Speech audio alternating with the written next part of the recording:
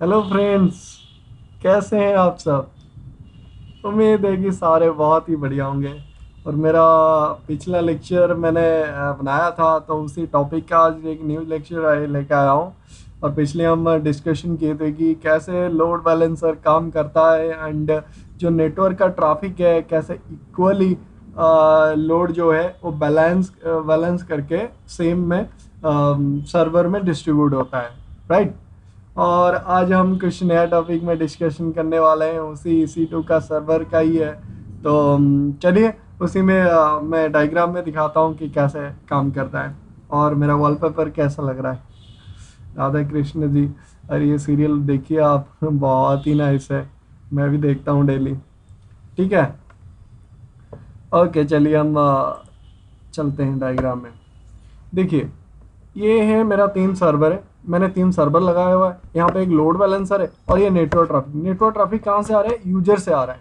ठीक है, यूजर से जो नेटवर्क ट्रैफिक आ रहा है, तो अगर मान लीजिए ये flipkart.com है, मैंने एग्जांपल पे लिया हुआ है। flipkart.com ये तीनों सर्वर में चल रहे हैं और उसमें डेटाबेस अटैच है। मैं जस्ट अब सर्वर को ले रहा हूँ कि सर्वर कैसे लोड कैसे पड़ता है, तो उसको ले रहा हूँ। ये डेटाबेस के साथ अटैच है। या डेटाबेस मान लीजिए कि सर्वर में एक सर्विस है S3 या RDS DBMS RDS वगैरह, तो उसमें एक्सेस है। ठीक है, सर्वर 1 में भी, सर्वर 2 में भी, सर्वर 3 में, मतलब AWS में है। ठीक है, ठीक है। अब बात करते हैं कि जो नेटवर्क ट्रैफिक आ रहा है, अभी यूजर ये हैं, यूजर्स ये सब यूजर्स हैं मान लीजिए। ये भी यूजर्स रिक्वेस्ट कर रहे हैं, तो ट्रैफिक आया। ट्रैफिक कहाँ पे आया? लोड बैलेंसर पर। लोड बैलेंसर के पास कैसे आया? अगर यूजर्स flipkart.com टाइप करेंगे, तो फिर जैसे flipkart.com टाइप करेंगे, इंटरनेट क्या करेगा ना, वो सर्च करेगा कि flipkart.com किसका DNS है, किसका है। वो है लोड बैलेंसर का, क्योंकि ये सर्वर का IP हम यूज़ नहीं करते, वो लोड बैलेंसर को देते हैं। और लोड बैलेंसर का जो DNS है वो डायरेक्ट हम राउट 50 थ्रू के थ्रू उसको कन्वर्ट करते हैं। मतलब जैसे यूजर flipkart.com टाइप करे तो लोड बैलेंसर के पास आ जाए और DNS में। ठीक है, लोड बैलेंसर क्या करेगा ना, उस रिक्वेस्ट को इक्वली सबको डिवाइड कर देगा। अगर 60 रिक्वेस्ट आ रहे हैं, इसको 20, इसको 20 और इसको 20। ठीक है, अभी मान लीजिए कि आपका फ्लिपकार्ट का सेलिंग चल रहा है पर डे या 2-3 दिन के लिए, जितना भी, तो 2-3 दिन के लिए क्या होगा ना, यूजर्स सडनली इंक्रीज कर गए। इंक्रीज तो करेंगे ही ना, ऑफर चल रहा है, सभी ऑफर में लेने के लिए तैयार है। ठीक है ना, तो अभी यूजर्स इंक्रीज करके, अब मान लीजिए यहाँ पे 70 80 90% हो गया, यहाँ पे 80% हो गया। सर्वर 1 में, सर्वर 2 में 80%, सर्वर 3 में 80%, फिर धीरे धीरे इंक्रीज करने लगा। और ये नेटवर्क भी कहाँ भेजेगा? तीनों में ही तो भेजेगा ना, 3 ही तो है। या 90 हो जाएगा। अगर और ज़्यादा है तो फिर 100 के आसपास हो गया, फिर तो क्रैश करने की पॉसिबिलिटी रह जाएगी, राइट ना। तो फिर शायद क्रैश भी कर जाए। तो इस चीज़ को हम तो प्रेडिक्शन नहीं लगा पाएंगे ना, कितना यूजर्स आएंगे, कितना नहीं आएंगे, फिर नॉर्मल भी हो जाएगा। तो उस चीज़ को देख के अमेजोन ने क्या किया ना, ऑटो स्केलिंग बनाया हुआ है। ऑटो स्केलिंग क्या करता है ना, जैसे ही 70% हम रख देंगे, यहाँ पे कंडीशन रख देंगे कि 70%, जैसे ही सर्वर 1 में 70% हो जाए, तो मतलब यहाँ पे भी 70%, यहाँ पे भी होगा, क्योंकि इक्वल आ रहा है ना। तो जैसे ही सर्वर 1 में 70% हो जाए, तो ऑटो स्केलिंग क्या करेगा ना, और एक सर्वर लॉन्च कर देगा। तो बाकी जो रिक्वेस्ट आएंगे तो इसके पास जाएंगे। ठीक है ना, ये देखो, बाकी जो रिक्वेस्ट है इसके पास जाएंगे। अभी जो 70-70 हो रहा था, तो इसके बीच भी इक्वली होंगे। तो यहाँ पे भी 50 या 60 के करीब, 50 के करीब आ जाएंगे आई थिंक। ठीक है ना, ओके। अभी फिर मान लीजिए फिर इंक्रीज कर गया, फिर ऑटो स्केलिंग क्या करेगा ना, और एक सर्वर लॉन्च कर देगा। तो ऐसे ही इंक्रीज करता जाएगा, ताकि लोड जो है वो बैलेंस रहे। तो ऑटो स्केलिंग कब ज्यादा काम आता है? जब लोड बैलेंसर के साथ आप उसको अटैच करके आर्किटेक्चर में आप डिप्लॉय करते हो, राइट। ओके, अब मान लीजिए कि आपका 3 दिन का जो सेलिंग था, फ्लिपकार्ट का mega sale, big offer cell जो भी चलता है, तो 3 दिन के बाद अभी नॉर्मल हो गया। अभी 5-6 सर्वर आपके चल रहे हैं, बट रिक्वेस्ट बहुत ही कम आ रहे हैं, जो कि 20-30 60 रिक्वेस्ट आ रहे हैं। जो कि 2 सर्वर भी आराम से हैंडल कर सकते हैं। तो वहाँ पे आप 6-7 सर्वर क्यों चलाएंगे, राइट ना। तो इसी वजह से ऑटो स्केलिंग क्या करता है ना, ऑटो स्केल इन करता है। स्केल इन मतलब कि वो सर्वर को डिक्रीज कर देगा, ठीक है। जैसे ही वो देखेगा कि 20-30% से नीचे रिक्वेस्ट आ रहे हैं तो एक सर्वर डिक्रीज करेगा। फिर लोड बैलेंसर क्या करेगा ना, इक्वली डिवाइड करेगा ट्रैफिक को।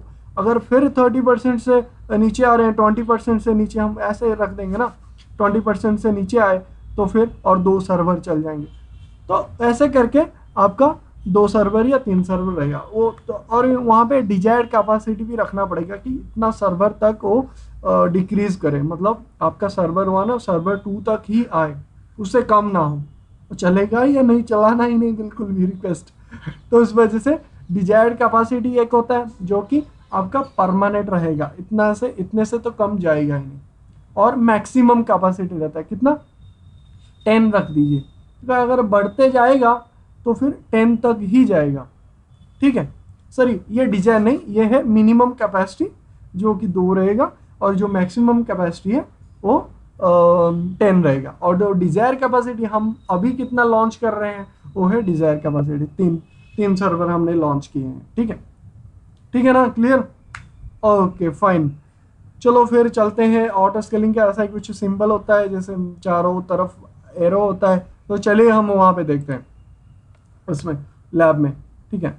अच्छा, यहाँ पे एक फोटोज देख दीजिए। यहाँ पे मैं बताया हूँ, देखिए क्लाइंट जैसे ही आता है राउट 50 के थ्रू एप्लीकेशन लोड बैलेंसर को जाता है। एप्लीकेशन लोड बैलेंसर पे क्या करता है, डिस्ट्रीब्यूट करता है, वही फिर ऑटो स्केलिंग यहाँ पे, ठीक है। ओके, अभी चलते हैं। अभी हम क्या करने वाले हैं, ऑटो स्केलिंग। ये देखिए, ये है EC2, मेरा कोई भी अभी EC2 रनिंग नहीं हो रहा, ठीक है, EC2। और यहाँ पे देखिए ऑटो स्केलिंग क्या है, लोड बैलेंसर कहते हैं हम ना। ऑटो स्केलिंग क्या है, लॉन्च कॉन्फ़िगरेशन और ऑटो स्केलिंग ग्रुप, ये क्या है मैं अभी इसके बारे में पहले बता दूं, फिर जस्ट 1 मिनट के लिए। ओके, लॉन्च कॉन्फ़िगरेशन क्या है, अभी आपका सर्वर 2 तो चल रहे हैं। अभी जो नेक्स्ट सर्वर अगर रिक्वेस्ट इंक्रीज हो रहे हैं तो नेक्स्ट सर्वर जो वो लॉन्च करेगा वो कौन सा कॉन्फ़िगरेशन करेगा, समझ रहे हो ना। मतलब सेटिंग क्या होगा, कौन से VPC भी होगा, किसको एक्सेस है, कौन से डाटाबेस के साथ कनेक्ट है, तो उसको पता कैसे लगेगा, कौन कहाँ से करना है, तो है लॉन्च कॉन्फ़िगरेशन से। मतलब कि आप ऑटो स्केलिंग को बता देंगे कि भैया तुम जब स्केल इन स्केल आउट करना है, तुमने जब इंक्रीज करना है सर्वर, तो यही सर्वर से उठाना है, इसी कॉन्फ़िगरेशन से उठाना है। कॉन्फ़िगरेशन में क्या क्या होंगे, तो आपने कॉन्फ़िगरेशन में VPC होंगे, आपके किस नेटवर्क पे अंदर आपका सेटअप बना हुआ है, VPC होंगे, आपका कुछ डाटा होंगे, कोई एप्लीकेशन चल रहा होगा, ठीक है, आपका डोमेन होगा, और क्या हो सकते हैं, और S3 में कोई आपका एक्सेस बकेट का कोई एक्सेस हो सर्वर को, या डाटाबेस का कोई एक्सेस हो सर्वर को। तो सारा जो सेटिंग है वो आपको दोबारा नहीं करना पड़ेगा, डायरेक्ट वो सारा कुछ उठा लेगा, ठीक है। वो है लॉन्च कॉन्फ़िगरेशन। अभी ये क्वेश्चन आता है कि अभी तो हम लॉन्च कॉन्फ़िगरेशन हम क्रिएट कर लेंगे, मैं क्लिक करता हूँ यहाँ पे, बट अगर सर्वर पहले से ही चल रहा है, पहले से ही EC2 में चल रहा है, जो 2 सर्वर चल रहे हैं, अभी मान लीजिए कि हमारा एडमिन से परमिशन आया कि इसको ऑटो स्केलिंग में डालना है, उसको क्या अभी रिमूव करें सर्वर को, नहीं। वो जो सर्वर चल रहा है वहाँ पे भी आप ऑप्शन से सर्वर के ऑप्शन में जाएंगे जब हम EC2 में, ठीक है, यहाँ पे देखिए EC2 में जब जाएंगे कोई भी सर्वर पे, तो पे राइट क्लिक करेंगे, जब यहाँ पे एक्शन का एक ऑप्शन आएगा, ये देखिए कोई भी सर्वर तो है नहीं, मैं डायरेक्ट एक्शन में जा रहा हूँ। तो यहाँ पे देखिए इंस्टेंस सेटिंग में attach to auto scaling group, तो इस सर्वर को आप ऑटो स्केलिंग में डाल सकते हैं। तो फिर ऑटो स्केलिंग में तो डाल देंगे, तो यहाँ पे लॉन्च कॉन्फ़िगरेशन कौन सा होगा, वही सर्वर होगा, ठीक है। तो वो सर्वर क्या होगा, कॉपी हो जाएगा लॉन्च कॉन्फ़िगरेशन में ऑटोमेटिक। मतलब कि अभी नेक्स्ट जितने भी आपका स्केलिंग ग्रुप बनाएंगे, नेक्स्ट बढ़ेगा या घटेगा या कम घटेगा, ठीक है, तो वो वही लॉन्च कॉन्फ़िगरेशन यूज करेगा जो आप इंस्टेंस के राइट क्लिक करके आप ऑटो स्केलिंग में करेंगे, ठीक है। आपको समझ आ जाएगा, जस्ट मैं अभी बता रहा हूँ। अभी चलिए हम क्या करते हैं ना, एक लॉन्च कॉन्फ़िगरेशन के लिए क्रिएट करते हैं, ओके, ठीक है। एक मैं क्रिएट करता हूँ, क्रिएट के ऊपर क्लिक किया, यहाँ पे कोई फ्री टायर मैं 2019 का ले रहा हूँ, माइक्रोसॉफ्ट विंडो का, ठीक है।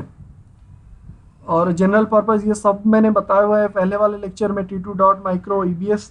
ओके, नेक्स्ट कॉन्फ़िगरेशन, अभी नेम दे रहा हूँ इसका, माई कॉन्फ़िग सर्वर मैंने दे दिया, मैंने मुंबई सर्वर में कर रहा हूँ, ठीक है।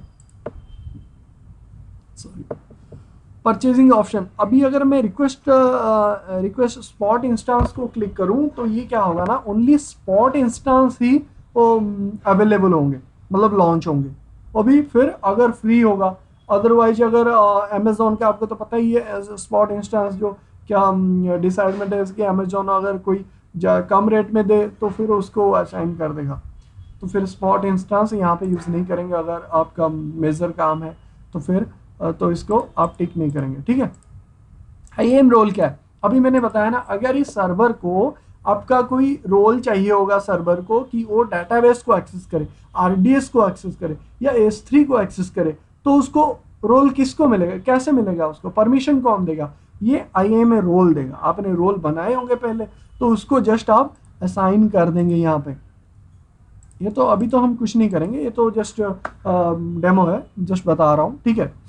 तो फिर आप यहाँ पे असाइन कर देंगे, मतलब जितने भी सर्वर लॉन्च हो तो उसको डायरेक्ट एक्सेस मिले उस S3 का, चाहे और हमारा RDS का कुछ भी हो, कोई भी हमारा सर्विस आप यूज कर सकता है, ठीक है।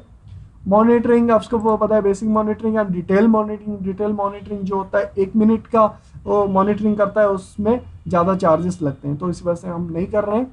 और इसमें एडवांस डिटेल्स में देखते हैं क्या है, कर्नल आईडी डिफ़ॉल्ट है, रैम डिस्क ये डिफ़ॉल्ट है, यूजर डाटा, यहाँ पे जो भी आप डाटा देंगे तो बाय डिफ़ॉल्ट उस सर्वर में वो डाटा कॉपी होके ही आएगा, ठीक है ना। IP address only assign a public IP address instance launched in a default VPC and subnet। जो भी आपका डिफॉल्ट VPC, अभी तो हम डिफॉल्ट VPC यूज कर रहे हैं, जो आपका VPC है आप उसी VPC को सिलेक्ट करेंगे तो पब्लिक IP जितने भी सर्वर लॉन्च होगा सबको पब्लिक IP असाइन कर देगा, ठीक है। और ये assign power to every instance नहीं चाहिए, ओनली हमारा VPC में ही चाहिए, तो डू नॉट असाइन IP, ये कुछ भी नहीं करना है, ठीक है, ये ओके। नेक्स्ट स्टोरेज आप यहाँ पे जितना देंगे तो हर सर्वर में उतना ही स्टोरेज आप लॉन्च होएगा, ठीक है। तो और ऐड न्यू वॉल्यूम आप यहाँ से कर सकते हैं, वो भी सर्वर के साथ ही लॉन्च होगा। जो भी यहाँ पे मैं अभी करूँगा वो सर्वर के साथ ही होगा, क्योंकि ये कन्फिगरेशन ही लॉन्च के लिए है, ठीक है। अभी क्या किया, just okay. Next security group में मैं यहाँ पे सिक्योर ग्रुप 2 देता हूँ, 2 है, RDP है, RDP लेने के लिए। अब अगर ये सर्वर को आपको ये चाहिए क्या HTTPS कोई रिक्वेस्ट आ रहा होगा सर्वर में, तो आप यहाँ से आपको ऑन कर सकते हैं, ठीक है, अदरवाइज ऐसे रहने दीजिए, रिव्यू कीजिए। अब देख लीजिए क्या आपने सिलेक्ट किए हैं, हमारा ठीक है सारा कुछ, तो क्रिएट अभी मैं कर देता हूँ। और ये जो की पेयर हम एक न्यू क्रिएट करते हैं, ये बोलता हूँ कि Sunil lab, okay, Sunil lab download की पेयर, यहाँ पे मैंने की पेयर डाउनलोड कर लिया और यहाँ पे करता हूँ क्रिएट लॉन्च कॉन्फ़िगरेशन, ठीक है। सो ऑल करते हैं, यहाँ पे जाके इसको मैं कट कर देता हूँ, कट करके जस्ट यहाँ पे पेस्ट कर देता हूँ। ये मेरा सुनील लैब का ये की है, यहाँ पे ले आता हूँ, ठीक है। तो इसको ये कीजिए और ठीक है, ये अभी लॉन्च कॉन्फ़िगरेशन तो कर दिया। अभी पूछ रहा है कि create auto scaling using this launch configuration, कि ऑटो स्केलिंग जो पॉलिसी है, ऑटो स्केलिंग आप करना चाहते हैं या नहीं करना चाहते हैं, वो आप क्रिएट कीजिए।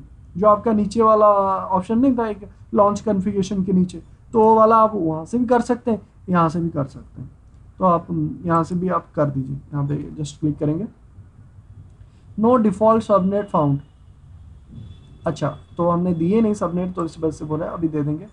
तो मैं ग्रुप नाम दे रहा हूँ Sunil lab group, Sunil lab scaling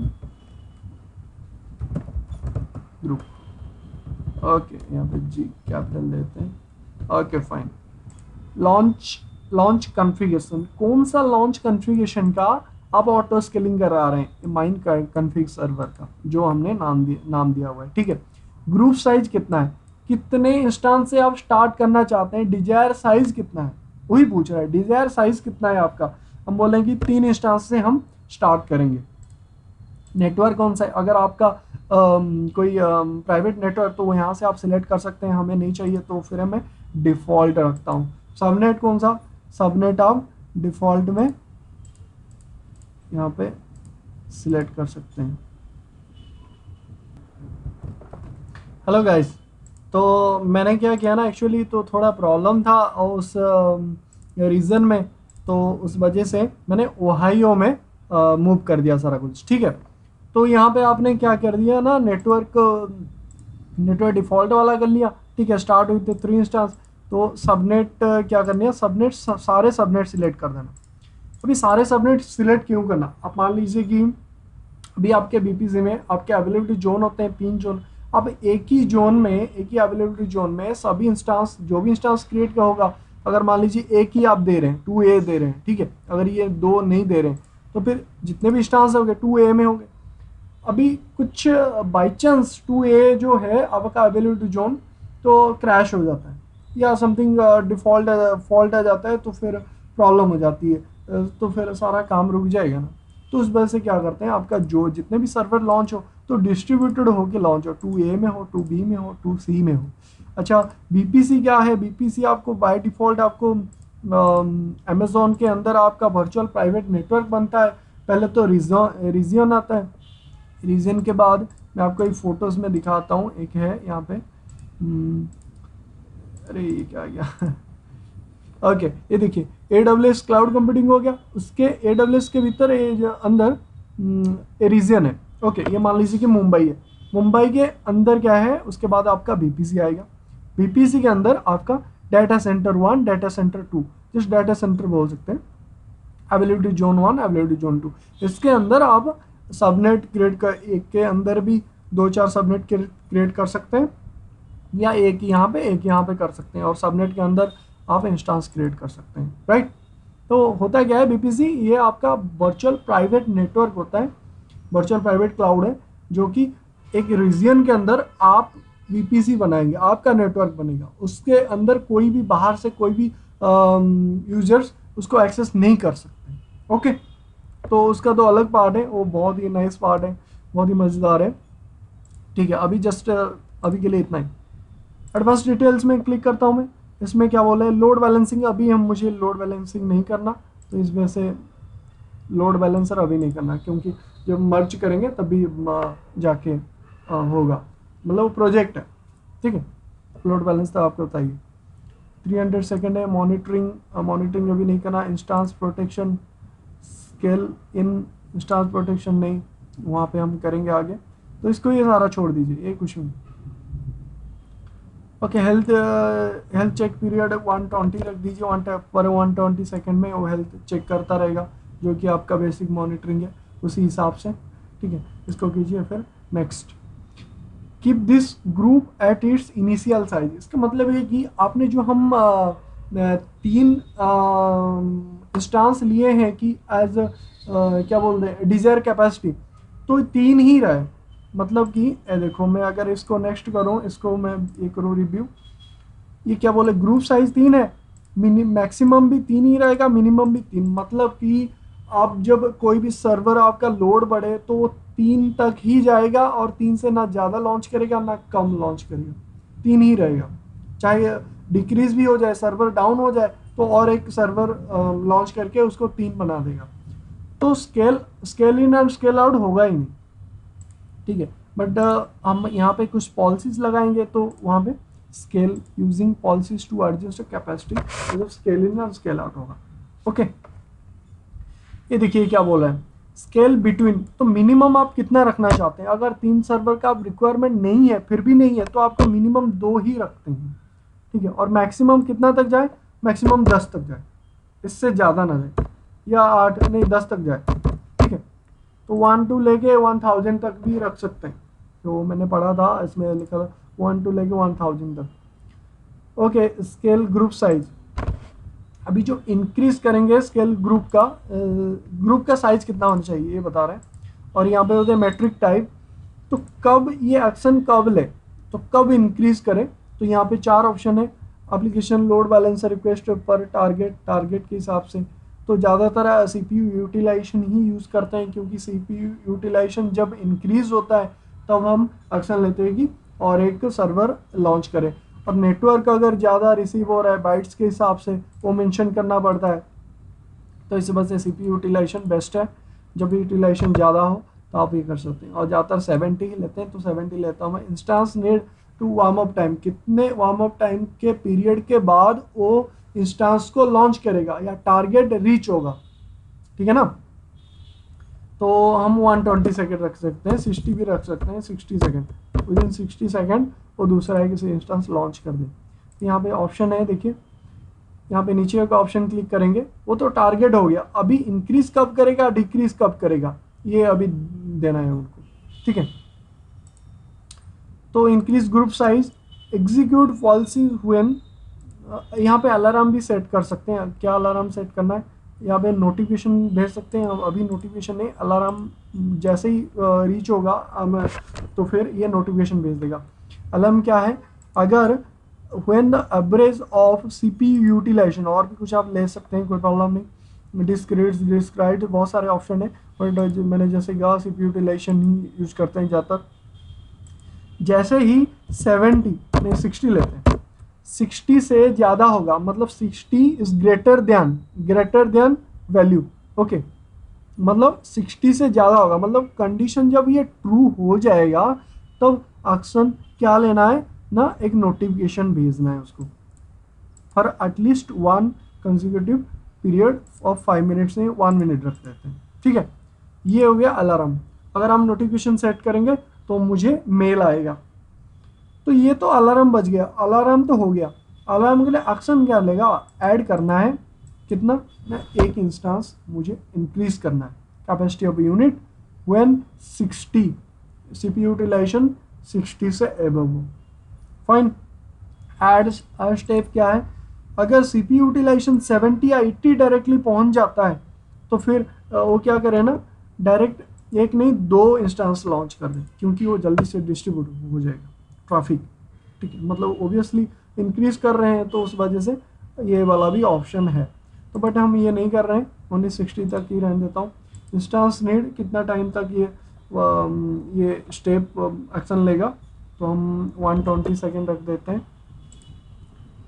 तो जैसे ही इसने इंक्रीज किया तो वैसे ही उसको डिक्रीज करेगा। अभी एग्जीक्यूटिव पॉलिसी यहाँ पे अलार्म आप ऐड कर सकते हैं। जैसे ही बता रहा हूँ मैं, ये नोटिफिकेशन भेजेगा ना, when the average of CPU utilization is less than और इक्वल टू 25%, मतलब कि जैसे ही 25% से कम हो तो वो एक सर्वर को डिक्रीज कर देगा, ठीक है। हमारा 3 सर्वर है ना, अगर मान लो कि इंक्रीज करते करते 6-7 हो गया, अब और 2-3 दिन के बाद क्या होगा ना, आपका बिग बिलियन डेज खत्म हो जाएगा, जैसे फ्लिपकार्ट का, ओके। फिर नॉर्मल में आ जाएगा, तो फिर 6 सर्वर क्या करेंगे, ठीक है ना। तो फिर अगर वो डिवाइड करेगा ट्रैफिक को तो पर हेड कितना 25 या 30 पड़ेंगे, तो वो और भी कम हो जाएगा। तो जितना कम होगा 25% मिनिमम, तो 25%, ओके। जैसे ही लो हो जाए तो फिर एक सर्वर को डिक्रीज कर दें। अब ऐसे रख सकते हैं, कैलकुलेशन के हिसाब से होता है। ये तो जस्ट डेमो है कि आप जाने कि कैसे हो रहा है, ये डिक्रीज कैसे हो रहा है।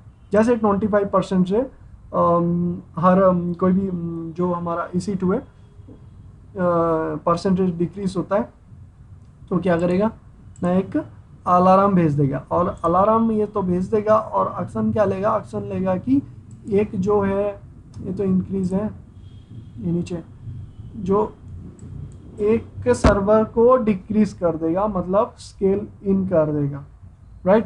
Capacity unit of 25%। और हर स्टेप कर सकते हैं, जैसे 10 हो जाए तो 2 कर दे। बट ऐसे कहाँ तक डिक्रीज करेगा, कहाँ तक करेगा, जहाँ तक डिजायर कैपेसिटी आपने दिया है। डिजायर कैपेसिटी कितना है, 2 है, उससे कम नहीं होगा वो, राइट। ठीक है, इंक्रीज हो गया, डिक्रीज हो गया। और चलिए मैं करता हूँ इसको नेक्स्ट। आई थिंक ये समझ आ गया होगा, और इसको हम प्रैक्टिकल करके अभी देखेंगे। ये क्या बोल रहा है, ये हमने कुछ ऐड नहीं किए हैं शायद। ओके, हमने तो ऐड किए। अच्छा, इसको हमें चाहिए नहीं, जो ऐड स्टेप है तो वो चाहिए नहीं। नोटिफिकेशन, नोटिफिकेशन क्या है, यहाँ पे नोटिफिकेशन भेजेगा जैसे ही कोई भी सर्वर हो, इंस्टांस हो, लॉन्च हो, टर्मिनेट हो या फेल हो, कुछ भी हो, तो फिर वो आपको हर एक्शन पे आपको नोटिफिकेशन भेजेगा। जो यूज टॉपिक करके आपने एसएनएस जस्ट वेरीफाई करना होता है आपके जीमेल से, ठीक है, तो फिर वो नोटिफिकेशन भेज देगा। 2 3 4 जितना मर्जी आप लगा सकते हैं, आई थिंक कुछ होगा इसका लिमिट, बट आप हम और भी लगा सकते हैं। अब हम कोई भी नहीं लगा रहे हैं, इसको टैग करता हूँ, टैग देता हूँ ये ऐप सर्वर फ्लिपकार्ट की, फ्लिपकार्ट के आर टी ना, फ्लिपकार्ट सर्वर। ओके, की फ्लिपकार्ट सर्वर देते हैं वैल्यू, अच्छा की देते हैं सर नेम फ्लिपकार्ट CRT, बार बार क्यों हो रहा है, KRT ना, हाँ Flipkart KRT, Flipkart server. Okay, next कीजिए रिव्यू। यहाँ पे देखिए, यहाँ पे देखिए 3 वो है ग्रुप साइज, वो 3 लेगा, और मिनिमम जो साइज है वो 2 होने चाहिए, इससे कम नहीं होगा। मैक्सिमम साइज कितना, वो 10 तक ही जाएगा, मैक्सिमम सर्वर लॉन्च करेगा, इससे आगे नहीं जाएगा, ठीक है। मान लीजिए कुछ भी प्रॉब्लम हो रहा है, कोई लूप बन रहा है, तो फिर उसका CPU यूटिलाइजेशन हाई होते ही जा रहा है, तो फिर उस केस में तो 10 क्या 100 200 पता नहीं वो कर लेगा, तो फिर तो जाएगा सारा कुछ पैसा इसी में ही चल जाएगा, क्लाउड में ही। तो इसी वजह से हम कुछ बाउंड्री लगाते हैं कि भैया तुम 10 तक ही आप करो, 10 से अब ज़्यादा ज़्यादा आप नहीं कर सकते हो, परमिशन नहीं है, ठीक है। हेल्थ चेक पीरियड वो 120 है, आप यहाँ से चेक कर सकते हैं। अभी मैं करता हूँ create group, auto scaling group आपका क्रिएट हो गया है, और देखते हैं, क्लोज करते हैं इसे।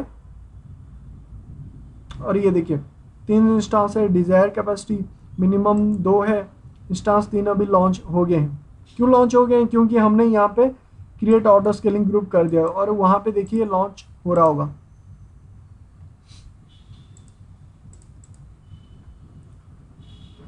जैसे ही हमने यहाँ पे किए हैं, ये देखिए यहाँ पे इसने स्टार्ट कर दिया हुआ है, फाइन।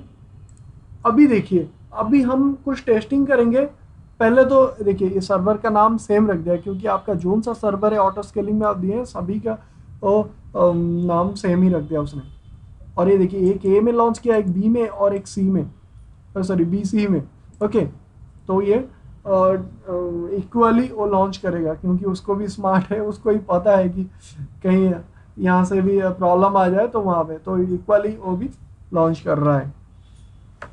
तो उसको लॉन्च होने दीजिए, हम चलते हैं कहाँ पे, ऑटो स्केलिंग ग्रुप में।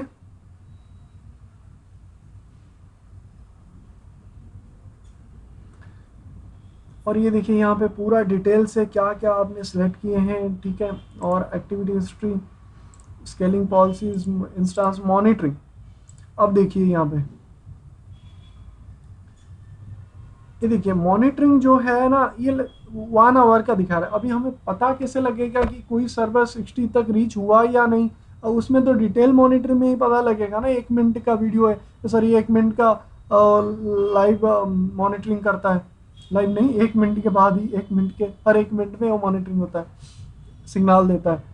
तो फिर वो तो 1 घंटे के बाद वो तो पता नहीं लगेगा ना। तो उस वजह से हम क्या करेंगे ना, एक सर्वर को साइन इन करेंगे, लॉग इन करके उसके अंदर का CPU यूटिलाइजेशन देखेंगे, कुछ प्रोग्राम चला देंगे उसमें। तो जैसे ही देखेंगे 60 से अबव चलता है, तो क्या ऑटो स्केलिंग ग्रुप कुछ एक्शन लेता है या नहीं।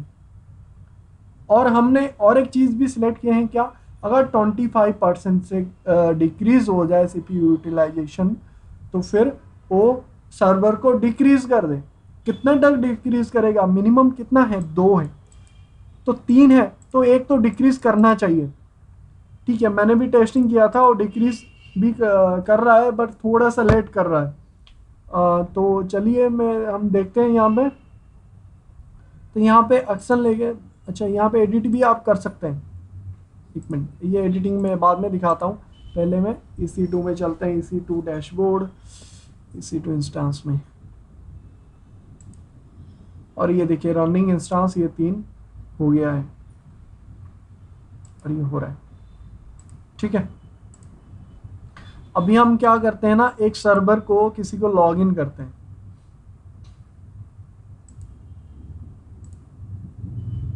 ये मान लीजिए मैं ये सेकंड वाला सर्वर लॉग इन कर रहा हूँ और ये आईपी ये हो गया।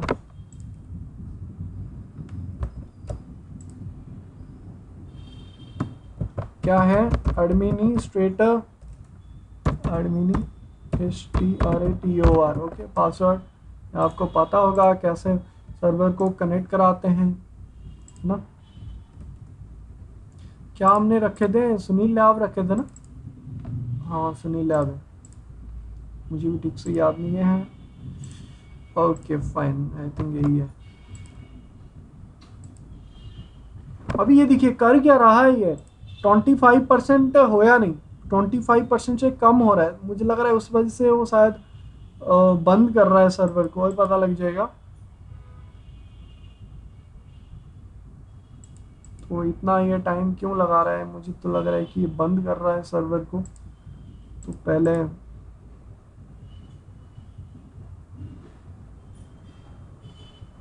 चलो ये कनेक्ट हो जाए, कितना मिनट का, 31 मिनट का हो गया, 35 मिनट तक हम कंप्लीट करेंगे इसको। कनेक्ट होने दीजिए इसको, ये सर्वर कनेक्ट हो गया है, मैं इसको मिनिमाइज करता हूँ, इसको देखते हैं क्या हो रहा है। अच्छा ये लॉन्च हो गया है, लॉन्च नहीं हुआ था ठीक से शायद। ओके ओके, अभी देखते हैं कि वो क्या मिनिमाइज करता है या नहीं, देखते हैं कितना टाइम तक मैं वेट करता हूँ। ठीक है, अगर मिनिमाइज जैसे ही हो मैं बताता हूँ। गाइस देखो, ये वाला जो सर्वर है पहला वाला 2B वाला जो है वो टर्मिनेट हो गया है, तो आपने भी करके देखना। और ये हो रहा है, ये एटलीस्ट मुझे लग रहा है 5 मिनट के करीब लगा, आई थिंक मैंने टाइम भी ठीक से नहीं देखा, 5 मिनट के करीब लगा, फिर जाके ये टर्मिनेट हो गया है। ठीक है, तो चलिए हम एक सर्वर में कनेक्ट कर रहा था। अच्छा, ये मैंने एक सर्वर को कनेक्ट कर दिया हुआ है और अभी कितने 2 चल रहे हैं। क्यों चल रहे हैं, क्योंकि 2 हमारा डेजर्ट कैपेसिटी है।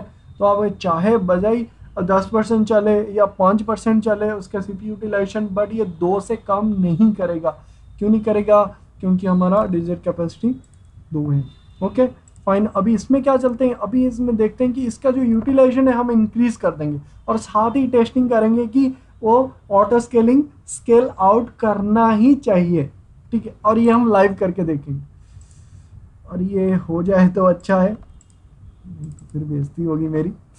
सुनील, हम क्या करते हैं कि नोट पैड करते हैं, एक कमांड जो है रन करा दूंगा। ठीक है, सुनील डॉट बैट, इसको क्या करते हैं ना, सेव एज करते हैं। तो यहाँ पे भी सुनील डॉट बैट लिखना और इसको ऑल में कर देना। ठीक है, कमांड हो जाए और इसको देखते हैं, हाँ एक कमांड हो गया ना, सर्विस कमांड। तो फिर वो क्या होगा ना, ठीक है इसको मैं रन कर देता हूँ। अभी इसको देखते हैं हमारा यूटिलाइजेशन कितना है। जो यूटिलाइजेशन है CPU का, टास्क मैनेजर में जाएं। अच्छा, जो ये जो विंडोज़ है, विंडोज़ का भी मैं एक वीडियोस बनाऊंगा, विंडोज़ का कंट्रोल पैनल का पूरा कंट्रोल पैनल कैसे आप यूज़ करते हैं, तो भी बहुत सारे बच्चों को पता नहीं है, तो फिर वो मैं बनाऊंगा। देखिए मैंने जस्ट स्टार्ट किया था तो यहाँ तक आ गया था, है ना, जो सर्विस अभी पूरा 0 में चल रहा है या 1-2 में, क्योंकि मैं रिमोट पे लिया हूँ तो उस वजह से वो भी चल रहा है। तो इसको देखिए मैंने स्टार्ट किया, 2 3 4 4 5 6 स्टार्ट कर दिया। ठीक है, 7 8 और 2 4 स्टार्ट कर दें। हाँ, इसको मिनिमाइज चलने दीजिए इसे। अभी मेरा टास्क मैनेजर कहाँ गया, इसको मिनिमाइज करते हैं, मिनिमाइज। ओके, तो ये देखिए 100% हो गया है CPU यूटिलाइजेशन। अब देखते हैं वहाँ पे जाके सर्वर में, वहाँ पे क्या हो रहा है। वार्म अप पीरियड कितना था, 120 सेकेंड। तो 120 सेकेंड के अंदर ये वो एक्शन लेना चाहिए। ले जा भाई, ले जा। ले जाएगा। ठीक है, देखते हैं, इसको लाइव रखता हूं मैं, कोई बंद नहीं करता हूं, बंद नहीं कर रहा मैं, ताकि वो पता चले आपको। और ठीक है, ये सारे चल रहे हैं, और भी दो चार चला देता हूँ मैं, ताकि मतलब यूटिलाइजेशन ज़्यादा हो जाए। मैं तो यूटिलाइजेशन बढ़ा रहा हूँ, जैसे नेटवर्क ट्रैफिक आए ना, तो फिर वो यूटिलाइजेशन ऑटोमेटिक ही बढ़ जाएगा, क्योंकि सीपीयू पूरा लोड पड़ेगा। देखिए सीपीयू यूटिलाइजेशन 100% हो गया। ठीक है, तो ये देखिए, टाइम लेगा, कोई बात नहीं, हम वेट करते हैं।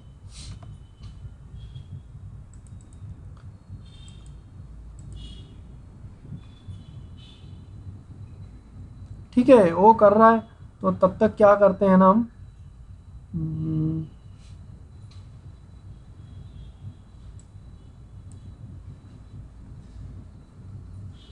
ऑटो स्केलिंग में चलते हैं।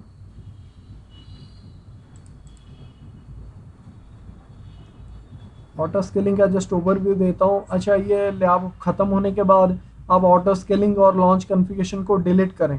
ठीक है, और ये देखिए डिज़ायर कैपेसिटी 2 है, मिनिमम 2 है। डिज़ायर कैपेसिटी अभी 2 क्यों हो गया, क्योंकि अभी 2 चल रहा है। ठीक है, तो ये तो हमारा कंडीशन लगाए हुए हैं यहाँ पे। स्केलिंग पॉलिसीज थोड़ा ऊपर करें, स्केलिंग पॉलिसीज यहाँ पे लगाए हुए हैं ना। अरे ये गलत कैसे हो गया, अरे यार यहाँ पे गलत हो गया यार। तो यहाँ पे थोड़ा ध्यान, नहीं नहीं, ठीक है ठीक है ठीक है ठीक है, हमें टेंशन नहीं जा रहे हैं। ये डिक्रीज वाला है, ये इंक्रीज वाला है ना। 60 से जैसे ही ज़्यादा जाए, वो एक कैपेसिटी यूनिट ऐड करके 120 सेकेंड, इसको 60 रख देते हैं, सेव कर देते हैं 60 सेकेंड। फिर तो यहाँ पे जाके आप डिज़ायर कैपेसिटी को इंक्रीज या डिक्रीज भी कर सकते हैं। मैक्सिमम मिनिमम कितना है, मैक्सिमम कितना है, सबनेट वगैरह, तो यहाँ पे आप ये कर सकते हैं। लोड बैलेंसर, ठीक है, यहाँ पे कर सकते हैं, बट लॉन्च कॉन्फ़िगरेशन में नहीं कर सकते। चलिए EC2 डैशबोर्ड में चलते हैं।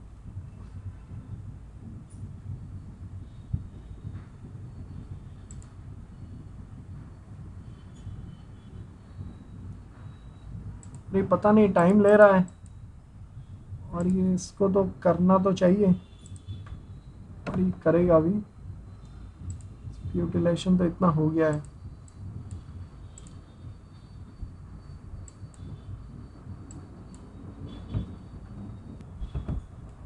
अच्छा, ये देखिए, ये लॉन्च हो गया है। मैं तो थोड़ा घूमने गया था। तो ये लॉन्च हो गया है। अभी क्या करते हैं ना, मैं इसको स्टॉप कर देता हूँ, ये सारा अभी जितने भी हैं इसको मैं स्टॉप कर देता हूँ, और इसका सीपीयू अभी यूटिलाइजेशन देखते हैं कि कितना है। टास्क मैनेजर परफॉर्मेंस, तो अब ये डिक्रीज हो जाएगा धीरे धीरे। ठीक है,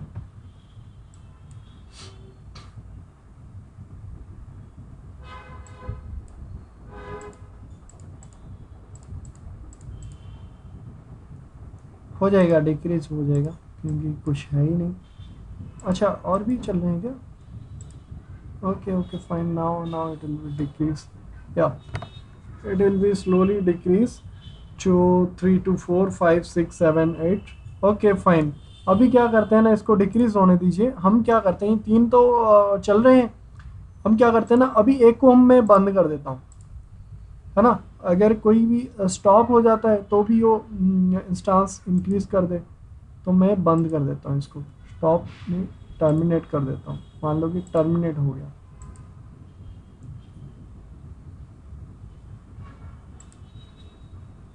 ठीक है, ये बंद हो गया, तो ये तो जीरो हो गया, ये तो कुछ नहीं होने वाला।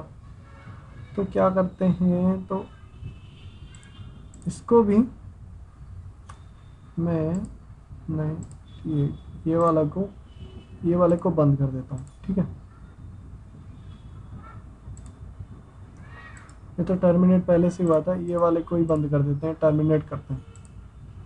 तो अब देखते हैं, अब देखते हैं ये क्या करता है, कुछ एक्शन कितना टाइम में लेता है। देखो साथ ही उसने इंस्टांस क्रिएट कर दिया, जस्ट रिफ्रेश किया, आपने देखा ना, एक मैंने टर्मिनेट किया तो उस वजह से कर दिया, और एक दो मैंने कर दिया उस वजह से दोनों उसने क्रिएट कर दिया। ठीक है, हो गया रियल एग्जांपल। अब ऐसे ही जितने मर्जी आप टर्मिनेट कर दीजिए, वो साथ ही फिर से वो इंस्टांस क्रिएट कर देगा। आई थिंक हमने 60 सेकेंड दिए हैं तो उस वजह से तो ये कर रहा है। तो ध्यान से, अगर आपका प्रैक्टिकल ये ख़त्म हो गया है तो आप मेक श्योर कीजिए कि यहाँ पे ऑटो स्केलिंग का group launch configuration, auto scaling को आप डिलीट, अभी कितने एक चल रहे हैं ना, अभी सेटिंग डाउन है, सारे डाउन है और टर्मिनेटेड है। ठीक है, रिफ्रेश करते हैं इसे और ये देखिए ये दो स्टार्ट हो गया है। तो ये है ऑटो स्केलिंग का बहुत बड़ा फैसिलिटी कि आपको आपका सर्वर डाउन होने ही नहीं देगा, लिंक डाउन होने ही नहीं देगा, जो कि यूज़र को पता ही नहीं लगेंगे बिल्कुल भी। विद जितना कम टाइम देंगे उसको, तो उस हिसाब से वो सर्वर लॉन्च कर देगा। ठीक है, तो अब यहाँ से अगर शट डाउन करते रहें तो ऑन करता रहेगा। तो ध्यान से, तो यहाँ पे जाएं आप ऑटो स्केलिंग में, ऑटो स्केलिंग में जाके यहाँ से डिलीट करें, ऑटो स्केलिंग में आइए, पहले ऑटो स्केलिंग को डिलीट कीजिए। ये डिजायर्ड कैपेसिटी यहाँ पे क्यों दिखा रहा है? चाहिए क्योंकि कुछ डाउन हो रहा है, कुछ चल रहा है, कुछ शट डाउन हो रहा है, कुछ ओपन हो रहा है, तो उस वजह से इंस्टांस 6 दिखा रहे हैं। जैसे 0 0 हो गया, ये डिलीट हो गया। तो उसके बाद आप लॉन्च कॉन्फ़िगरेशन कीजिए, बाकी वो ऑटोमेटिक डिलीट हो जाएंगे, आपके जो सर्वर है ऑटोमेटिक सारे शट डाउन हो जाएंगे।